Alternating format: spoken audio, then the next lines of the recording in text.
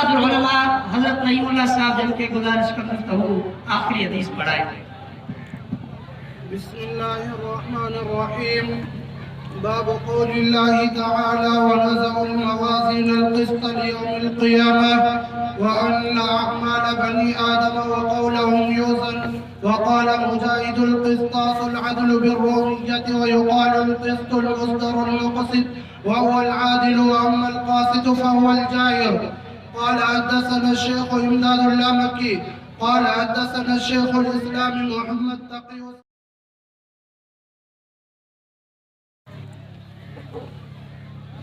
अल्हम्दुलिल्लाह वकफ़ा वस्सलातु वस्सलामु अला सय्यिदिर रुसुल व ख़ातमिल अंबिया। अम्मा बाद फ़अऊज़ु बिल्लाहि मिनश शैतानिर रजीम। बिस्मिल्लाहिर रहमानिर रहीम।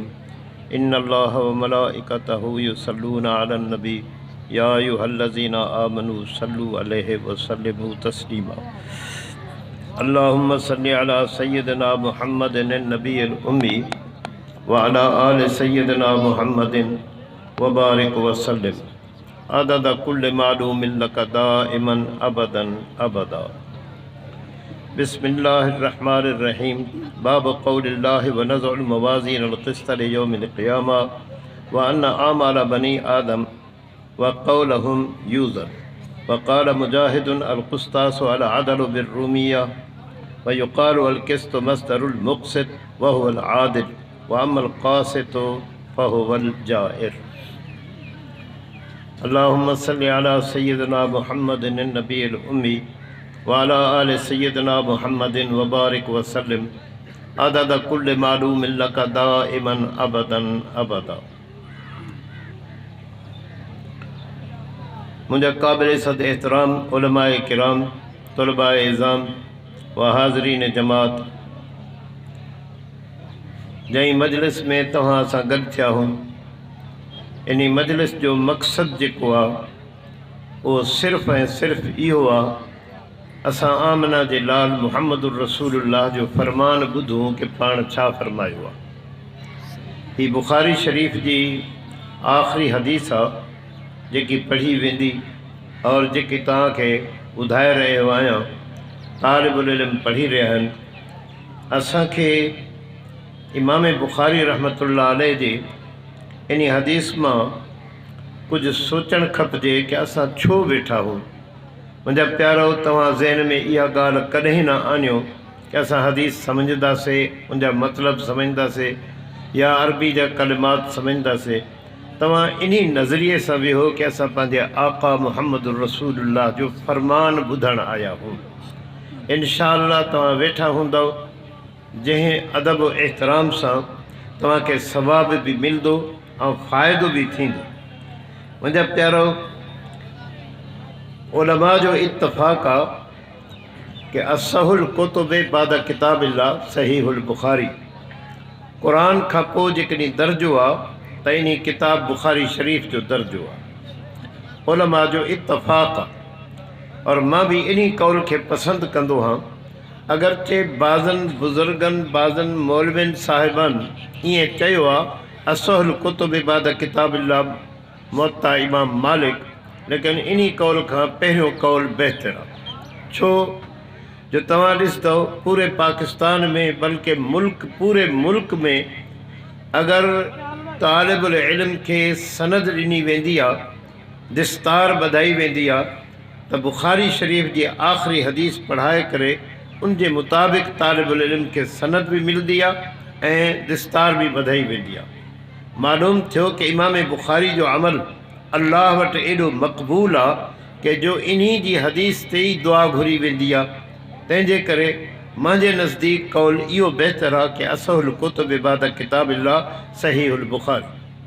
मुंहिंजा प्यारो, इमाम बुख़ारी रहमतुल्लाह अलैह 13 शवाल सन 194 जुमे जे ॾींहुं निमाज़ जुमे खां पोइ पैदा थिया बुखारा में। सन 62 साल ज़िंदगी गुज़ारियऊं। 62 साल खां पोइ सन 256 में छंछर जी राति, जुमे जी शाम, ईद उल फितर जी राति पाण दुनिया तो रुख़सत थिया। मक़ाम ख़रतंग में मौत आई। पोइ मक़ाम ख़रतंग में इमाम बुख़ारी जी क़बर ठाही वई त जॾहिं इमाम बुख़ारी खे दफ़न कयूं त उनजी क़बर मां ख़ुशबू पैदा थी। इमाम बुख़ारी मुंहिंजा प्यारो मुंहिंजी ॻाल्हि वरी ज़हन में आणियो, तव्हां इन नज़रिए सां वेहो कि असां पंहिंजे आका जी ॻाल्हि ॿुधंदासीं कि साईं छा फरमायो आहे। हुज़ूर सल्लल्लाहु अलैहि वसल्लम जे हिन फ़रमान मुबारक में उलमा जो लिखणु आहे कि जेकॾहिं कोई शख़्स जंहिं मजलिस में इहा दुआ हदीस पढ़ी वञे उते उहो दुआ घुरंदो आहे, अल्लाह ताला हुनजी दुआ खे क़बूल फरमाईंदो आहे। जहिड़े क़िस्म जी बि कोई दुआ घुरंदो जाइज़ दुआ खे अल्लाह ताला क़बूल फरमाईंदो। तंहिंजे करे तव्हां थोरो माॾे तवजो कयो त मां तव्हांखे कुझु अर्ज़ु कयां त इमाम बुख़ारी रहमतुल्लाह अलैह एॾो वॾो ज़हीन ॿारु हुयो। पाण जॾहिं पैदा थिया त कुझु नाबीना हुया, दीद न पवंदी हन। अम्मा साहिबा हर वक़्तु दुआ घुरंदी हुई। हिकु राति अम्मा साहिबा रोई करे दुआ घुरी कि अल्लाह मुंहिंजे बचिड़े खे दीद वर बणा, नज़र अता फरमा। अम्मा साहिबा चवंदी आहे, मां राति जो ख़्वाब पे ॾिसंदी आहियां हज़रत इब्राहीम अलैहिस्सलाम आयो, मुंहिंजे बचिड़े जे अखियुनि ते हथु फेरियईं और मूंखे ख़िताब करे चईं, अम्मा फ़िक्र न कर, तुंहिंजे ॿार खे अल्लाह ताला नज़र अता फरमाए छॾी आहे। चईं सुबुह जो मां उथियमि, ॾिसां त मुंहिंजो ॿार खे अल्लाह ताला नज़र अता फरमाई आहे। हीअ अम्मा जी दुआ जे करे अल्लाह ताला इहो मक़ाम इमाम बुख़ारी खे अता फरमायो। अदा मुंहिंजा भाइरो, असल ॻाल्हि इहा आहे कि अम्मा बि अम्मा हूंदी। इमाम बायज़ीद बुस्तामी रहमतुल्लाह अलैह हिकु मरतबा पंहिंजी अम्मा जे आॾो आयो, अची करे अर्ज़ु कंदो आहे, अम्मा अल्लाह जा एहसान आहिनि कि मुंहिंजे हल्के में वॾी जमात ईंदी आहे, ज़िक्र अज़कार थींदो आहे, मुराक़बा थींदा आहिनि, मुशाहदा थींदा आहिनि, इबादत थींदी आहे। तो अम्मा साईं फरमायो, हा बाबा तुंहिंजे वाक़ई मजलिस में माण्हू ईंदा आहिनि, पर इहो तुंहिंजो कमाल न आहे, मुंहिंजो कमाल आहे। इमाम बुख़ारी ऐं हज़रत इमाम बायज़ीद बुस्तामी रहमतुल्लाह अलैह अम्मा खे चयो, अम्मा कम सॼा मां करां, ज़िक्र अज़कार मां करायां, कमाल तुंहिंजो, समझ न आई इहा कीअं ॻाल्हि आहे। तो अम्मा जवाबु ॾींदी आहे, अबा जॾहिं तूं ॼाए त ॼाइण खां वठी जेसि ताईं तूं बुबो पींदे हैं, मां कॾहिं बग़ैर वुज़ू ऐं दरूद जे तोखे बुबो न पीआरियो हो। जिन्हनि बचड़नि जी माऊं एॾियूं सालिहात हूंदियूं त अल्लाह ताला उनजी औलाद खे बि इहो मर्तबो अता फरमाईंदो आहे। तो इमाम बुख़ारी जी अम्मा एॾी वॾी सालिया हुई, जंहिं दुआ घुरी अल्लाह ताला इमाम बुख़ारी खे नज़र अता फरमाई। इमाम बुख़ारी नंढड़ो हो, पंहिंजे शेख जी मजलिस में सबक़ पढ़ंदो हो, पोइ हदीस जा किताबा पढ़ंदो हो, ॿिया तालिबुल इल्म लिखंदा हुया। इमाम बुख़ारी कुझु बि न लिखे, न तकरार करे, न फेरो ॾे, न लिखे। पोइ तालिबनि जे मिज़ाज में हरकत हूंदी आहे। तालिब इमाम बुख़ारी खे तंग कंदा हुआ कि तूं अजीब शागिर्द आहे, न लिखंदो आहे, न पढ़ंदो आहे, न तकरार कंदो आहे, ईअं वक़्तु ज़ाय कंदो आहे। इमाम बुख़ारी उनखे चवंदो, बाबा तव्हां पंहिंजो कमु कयो, मां पंहिंजो कमु कंदो आहियां। रोज़ जो तंग करे ॾिस। कुझु ॾींहं गुज़रिया, इमाम बुख़ारी खे ॻाल्हि न पसंदि आई कि रोज़ मूंखे तपाईंदा आहिनि। इमाम बुख़ारी उन्हनि खे चयो, अदा तव्हां कापियूं खोलो, फलाणे ॾींहं खां मां सबक़ में शरीक थियणु शुरू थियो हा, तव्हां उतो खोलो। उन्हनि कापियूं खोलियूं। इमाम बुख़ारी बरज़बान 15,000 हदीस यादि ॿुधाए छॾियनि और बितरतीब, जंहिं तरतीब सां इमाम बुख़ारी रहमतुल्लाह अलैह पढ़ियूं, उन तरतीब सां उनखे 15,000 हदीस यादि ॿुधाई। अल्लाह ताला मुंहिंजा प्यारो थोरो तवजो करो माॾे, इहे ॻाल्हियूं तव्हांखे वाइज़ में न मिलंदियूं। वाइज़ीन हज़रात ईंदा, उहो तव्हांखे पंहिंजे ज़ौक़ मुताबिक़ ॿुधाईंदा। ठीकु आहे, मां सम्झंदो आहियां कि तव्हां खोड़े साहिब जी बि इंतज़ार में हूंदव, उहो बि तव्हांखे कुझु ॿुधाईंदो, पर ॻाल्हियूं ॿियूं हूंदियूं। हीअ जेके ॻाल्हियूं तव्हांखे मां पढ़ाईंदो वेठो आहियां, इहे हदीस पाक जे तशरीह में अर्ज़ु कंदो पियो आहियां। थोरो तवजो करो ताकि तव्हांखे कुझु फ़ाइदो हासिलु थिए। मुंहिंजा प्यारो, इमाम बुख़ारी रहमतुल्लाह अलैह खे जॾहिं मौत आयो, अल्लामा अहमद अली सहारनपुरी पंहिंजे मुक़दमे में लिखियो आहे कि इमाम बुख़ारी जॾहिं फ़ौत थियो त हिकु अल्लाह वारो ख़्वाब ॾिसंदो पियो आहे कि नबी साईं रस्ते ते बीठा आहिनि, कुझु सहाबा गॾु थियनि। तो मां उन अल्लाह वारे सलाम अर्ज़ु कयो, पुछईं साईं छो बीठा हो? फरमाया बुखारी ईंदो पियो आहे, मां मुहम्मद इंतज़ार में बीठो। एॾो वॾो मक़ाम जंहिंखे हासिल हुजे उन जी हदीस में छा मक़ाम हूंदो? अल्लामा इब्न हजर अस्कलानी लिखियो आहे कि हिन हदीस बुखारी में 9000 हदीस इमाम बुखारी लिखी आहे, और बाज़न लिखियो आहे 7275, जीअं मौलाना सहारनपुरी लिखियो आहे। लेकिन मुंहिंजा शेख फरमाईंदा हुआ कि अल्लामा इब्न हजर अस्कलानी चवंदो आहे 9000 इमाम बुखारी हदीस लिखी आहे।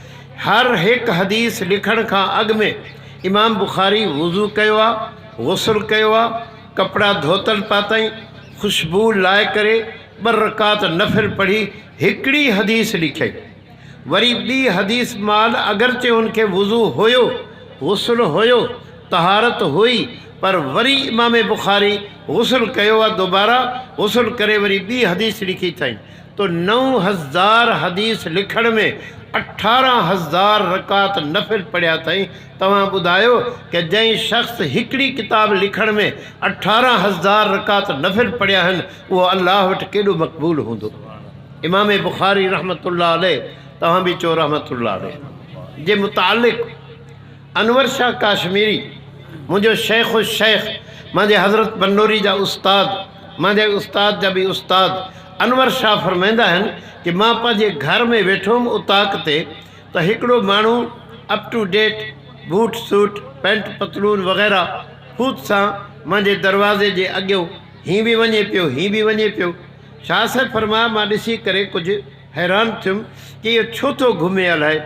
जॾहिं साम्हूं दरवाज़े जे आयो त शाह साहिब फरमाया, भाई उर्दू में चऊं, मां सिंधी में ॿुधायां, अदा छा छो थो घुमे? चई शाह साहिब, मां मौलवियुनि खां कूड़ ॿुधो आहे, उन कूड़ खे हज़म कंदो पियो हां, तंहिंजे करे मां घुमंदो वधो हां। शाह साहिब हा, हज़रत शाह साहिब रहमतुल्लाह अलैह चवंदो आहे, अदा कहिड़ो कूड़ ॿुधोई तूं मौलवियुनि खां? चइसि मौलवी चवंदा आहिनि इमाम बुखारी खे 3 लख हदीस यादि हुई। घणी? ॻाल्हायो त सही, ॻाल्हायो सही। घणी हदीस? 3 लख। हिकु हदीस 1 लख हदीस सही, 2 लख ज़ईफ़ इमाम बुखारी खे यादि आहे। साईं शाह साहिब केरु एतिरियूं हदीसां यादि करे सघंदो आहे? इहो मौलवियुनि जो कूड़ आहे।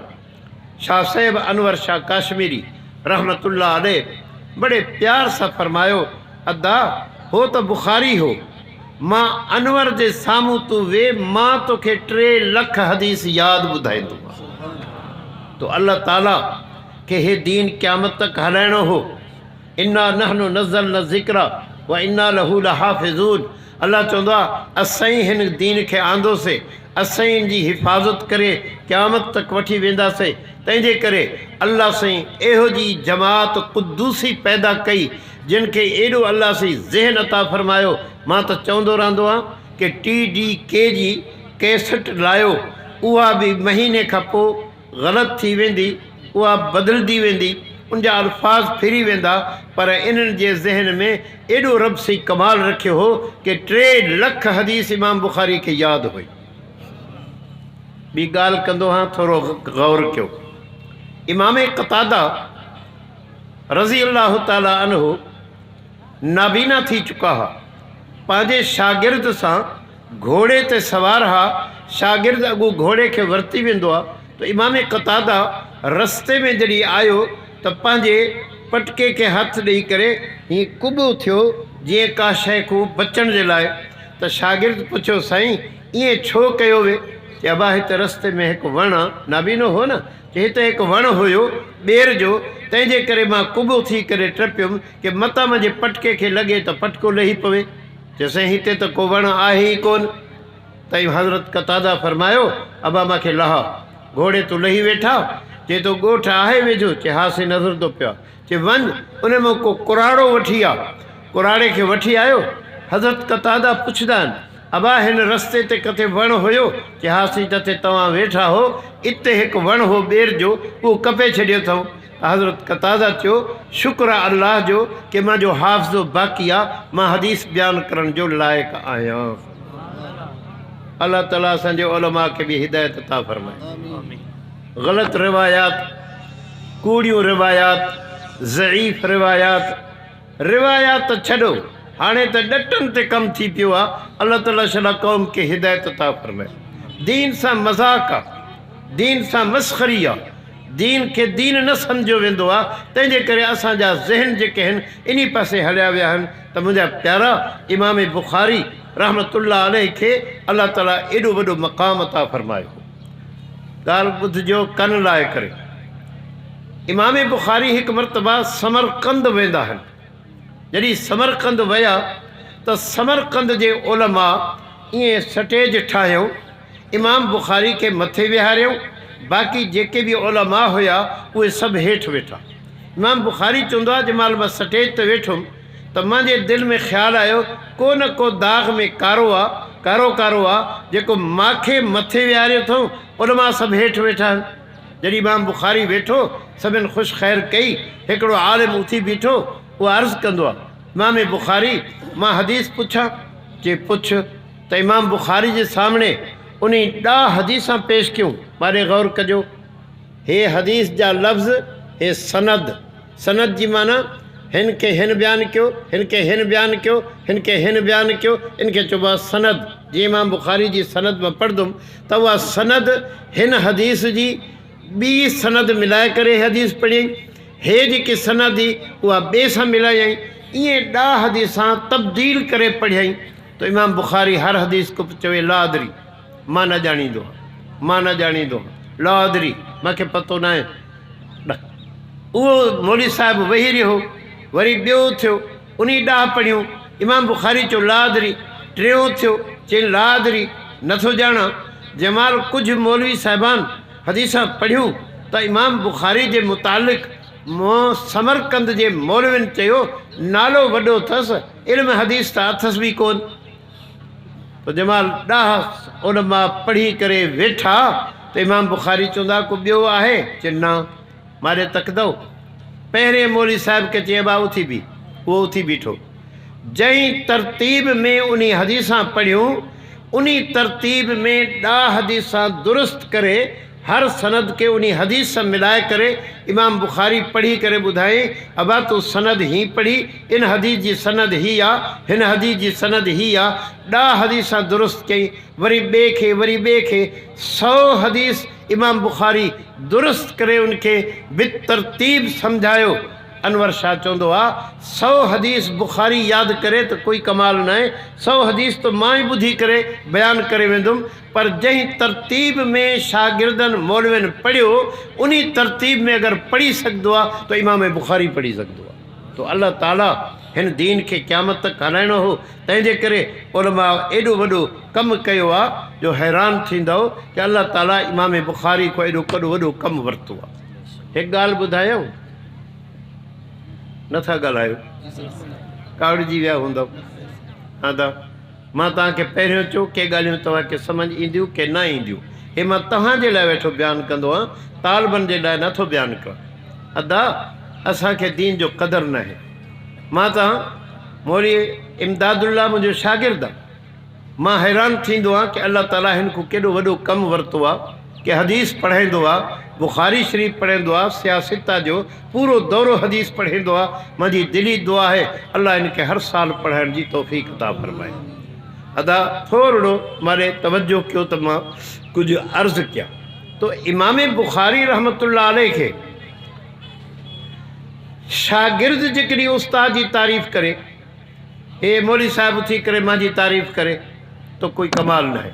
मां त उस्ताद हाँ, गे जहिड़ो ई गंदो हाँ, कोजो हाँ, बदअमल हाँ, त बि हिन जो उस्ताद हाँ, हे तारीफ़ कंदो।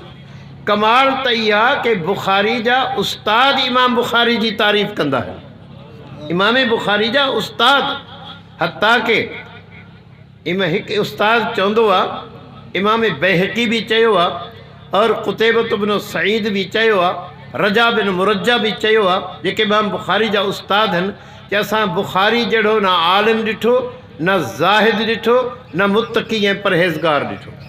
एॾो वॾो आलिम हो, अल्लाह ताला हुनको ही ख़िदमत वरिती। थोरो हदीस में बयानु कंदुमि, मां चवंदो रहंदो आहियां कि इहो बुखारी जो सबक़ु मूंखे ॾुखियो लॻंदो आहे, इन करे न जो मूंखे कंहिं मौलवी जो भाउ थींदो आहे, न न, सवाल ई पैदा न थींदो। भल वॾे में वॾा आलिम विहारियो त मां उन्हनि जे साम्हूं, मां पंहिंजे उस्तादनि जे साम्हूं बि बुखारी पढ़ाई आहे, मौलाना फज़लुर रहमान जे साम्हूं बि मां बुखारी पढ़ाई आहे। मूंखे इहो फ़िक्र न, सिर्फ़ु ख़्यालु छो थींदो आहे, ॾुखियो छो लॻंदो आहे, हिन में ॿिनि क़िस्मनि जी जमात हूंदी आहे। हिकु उलमा हूंदा आहिनि, ॿी जमात हूंदी आहे जेके नथा सम्झनि कि भई छा हदीस आहे, छा कुझु आहे। हाणे ॿिन्हिनि खे सम्झाइणु ॾुखी लॻंदी आहे ॻाल्हि कि मां जेकॾहिं सिर्फ़ु हदीस ते बहस कयां त तव्हां ख़ाली वेठा रहंदव, जेकॾहिं तव्हांखे सम्झाया त को मौलवी चवंदा यार हे कीअं मौलवी आहे, हिन खे बुखारी पढ़ाइण जो को हक़ु हासिलु कोन्हे, तंहिंजे करे मूंखे कुझु ॻाल्हि ॾुखी लॻंदी आहे, तंहिंजे करे थोरो तवजो कयो त मां तव्हांखे सम्झायां। इमाम बुखारी इब्तिदा में बाब बदिल वही बयानु कयो आहे, हदीस इन्नमल आमालु बिन्नियात खे ज़िक्र कयो अथई, आख़िर में किताबुल ईमान खे ज़िक्र कयो अथई, किताबुल ईमान जो आख़िरी बाब वज़न आमाल खे ज़िक्र कयो अथई। इन तरतीब में कहिड़ो फ़ाइदो आहे, मारे गौर कयो त चवां इल्म जा असबाब 4 आहिनि, घणा? मारे गौर कयो न साईं, इल्म जा असबाब घणा आहिनि? हवास ख़म्सा, अखियुनि सां बि इल्मु ईंदो आहे, कननि सां बि इल्मु ईंदो आहे, ज़बान सां बि चखो त इल्मु ईंदो आहे। हवास ख़म्सा, हवास ख़म्सा में यकीनी इल्मु न ईंदो, छो जेकॾहिं सफ़रा जो मरीज़ आहे, ज़हरबाद जो हेपाटाइटिस जो मरीज़ आहे, उनखे तव्हां माखी चखायो त चवंदो कौड़ी आहे, मालूम थियो कि हवास यकीन जो फ़ाइदो न ॾींदो आहे। ॿियो आहे अक़ल, अक़ल बि यकीन जो फ़ाइदो न ॾींदो आहे, छो मनातिक़ा हज़रात जेके माक़ूली आहिनि उहे ग़लति चवंदा आहिनि अल आलम क़दीमुन, आलम खे क़दीम चई वेठा आहिनि, यकीन जो फ़ाइदो न थियो। 3 नंबर ते आहे ख़बर, ख़बर त आहे बि यह तमिल सिद्क़ वल कज़िब, सच ऐं कूड़ जो इस्तेमालु हूंदो आहे, तंहिंजे करे ख़बर सां बि यकीनी फ़ाइदो न थींदो आहे। यकीनी फ़ाइदो थींदो आहे त वही सां थींदो आहे, जेके अल्लाह पाक पंहिंजे नबी खे वही अता फरमाई आहे, इन में इल्मु यकीनी आहे, इन में कंहिं क़िस्म जी ग़लति अचण जो इम्कान ई न आहे, वही एॾी सची आहे। तव्हां ॾिसंदव, तव्हां डॉक्टर ॾे वेंदव न, उनखे हिकिड़ी मर्ज़ बयानु कंदव पंहिंजी, अॼु हिकिड़ियूं गोरियूं ॾींदो, फजर चवंदव सही फ़ाइदो न थियो, ॿियूं गोरियूं ठोकींदो, 3 ॾींहुं वेंदोसि त ॿियूं गोरियूं ठोकींदो, कई गोरियूं बदिलंदो, उनखे उहा यकीन पंहिंजी दवा ते न ईंदो। नबी साईं वटि हिकु शख़्स आयो, साईं मुंहिंजे भाउ खे जुलाब हली पिया आहिनि, पोइ नुस्ख़ो ॿुधायो, पाण फरमाया माखी पीआरेसि, वियो माखी पीआरियईं, ॿिए ॾींहुं मोटी आयो, अची करे चवंदो आहे साईं मुंहिंजे भाउ खे फ़ाइदो न थियो, वरी फरमायो वञी माखी पीआरेसि, ॿिए ॾींहुं वियो माखी पीआरेसि, वरी 3 ॾींहुं मोटी आयो, पाण फरमाया ॾे ख़बर कि फ़ाइदो न थियोसि, फरमाया वञ माखी पीआरेसि। 3 ॾींहं खां पोइ चौथे ॾींहुं जो आयो त चवंदो आहे साईं मुंहिंजो भाउ तंदुरुस्त आहे। नबी साईं फरमायो तुंहिंजे भाउ जो पेट त कूड़ो थी सघंदो आहे, मां मुहम्मद जी ज़बान मूं कूड़ न थी सघंदो आहे। तो अल्लाह ताला मुहम्मद करीम खे वही सां जेको इल्मु अता फरमायो, तो बुखारी इब्तिदा में बाब ॿधो आहे, बाब बदिल वही, वही जो ज़िक्र कयो अथई, जो वही सां इल्मु यकीनी थींदो आहे। लेकिन हदीस इमाम बुखारी बाब जे मुताबिक़ बयानु न कई आहे, उन में वरी हदीस इन्नमल आमालु बिन्नियात खे ज़िक्र कयो अथई। छो इमाम बुखारी इशारो कंदो पियो आहे कि बुखारी लिखण वारो, बुखारी पढ़ाइण वारो, बुखारी पढ़ण वारो इख़लास सां अल्लाह जी रज़ा ख़ातिर पढ़ंदो, पढ़ाईंदो, लिखंदो त उनखे अजर बि मिलंदो। अगरि अल्लाह ख़ातिर न पढ़ाई त उनखे अजर न मिलंदो। हाँ, हिकिड़ो मुल्ला आहे, झंग में वेठो आहे, नंढड़ी मस्जिद अथसि, ॿारनि खे पढ़ाईंदो वेठो आहे, अलिफ बा ता सा, इख़लास सां पढ़ाईंदो आहे, उनखे सवाबु मिलंदो। मां जहिड़ो माण्हू थोरी बुखारी पढ़ाए, अगरि अल्लाह जी रज़ा मक़सूद न आहे त ज़र्रो भर बि मूंखे सवाबु न मिलंदो। तंहिंजे करे इमाम बुखारी हदीस बयानु कई आहे इन्नमल आमालु बिन्नियात। आख़िर में किताब तौहीद खे ज़िक्र कई, छो जो निजात जो मदार जेको आहे उहो तौहीद ते आहे। निजात उन शख़्स खे मिलंदी जंहिंजो मौत तौहीद ते आयो। तंहिंजे करे मुंहिंजे नबी फरमाया मन क़ाल ला इलाहा इल्लल्लाह दख़लल जन्नत। तव्हां बि पढ़ो खणी ला इलाहा, सभु पढ़ो न। हिकिड़ी हदीस ॿुधायां, मालूम थींदो आहे तव्हां बेज़ौक़ हुयो, ज़ौक़ न है। हदीस ॿुधावे ॿुधायां। हज़रत मूसा अलैहिस्सलाम अल्लाह साईं खे अर्ज़ु कयो, परवरदिगार मूंखे को वज़ीफ़ो ॿुधा, अज़कुरो का बिहा वादू का बिहा, तो जो ज़िक्र भी कयां तोखे सॾ भी कयां। अल्लाह फरमाया मूसा चओ ला इलाहा इल्लल्लाह, पढ़ो तो सही, ला इलाहा इल्लल्लाह। मूसा अलैहिस्सलाम अर्ज़ कयो परवरदिगार इहो वज़ीफ़ो त मुल्ला ई पढ़ंदो आहे, छोकिरा पढ़ंदा आहिनि, तालिब पढ़ंदा आहिनि, सूफ़ी साफ़ी पढ़ंदा आहिनि, मां त तुंहिंजो नबी हाँ, उलुल आज़म पैगम्बर हाँ, कलीमुल्लाह हाँ, मूंखे को ख़ासि वज़ीफ़ो ॿुधा।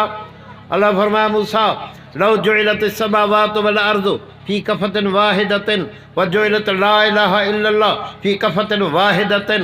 फरमाया मूसा जेकॾहिं आसमान ज़मीन के तराज़ू जे हिकिड़े पलड़े में विझ, ॿिए पलड़े में ला इलाहा इल्लल्लाह विझ, त आसमान ज़मीन जो वज़न घटि आहे, ला इलाहा इल्लल्लाह जो वज़न वधि आहे।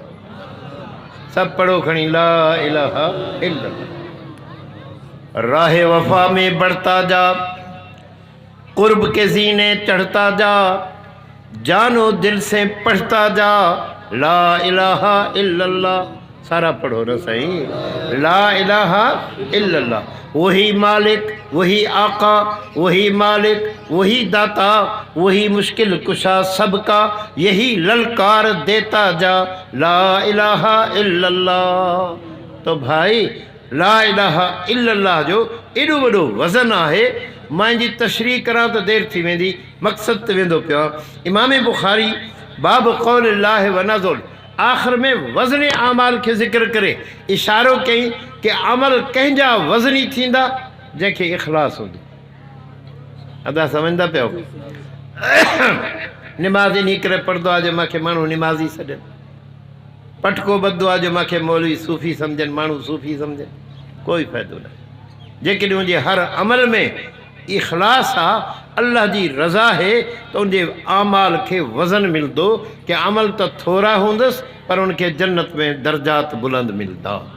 एक हदीस पाक में इंदो आ कि अल्लाह ताला हिकिड़े बाणे के चवंदो बाना वन जन्नत में, चो असां भी उन्हीं बाने में दाख़िल थी पऊं, अल्लाह असांखे भी जन्नत में दाख़िल करे, आमीन चो, आमीन चो।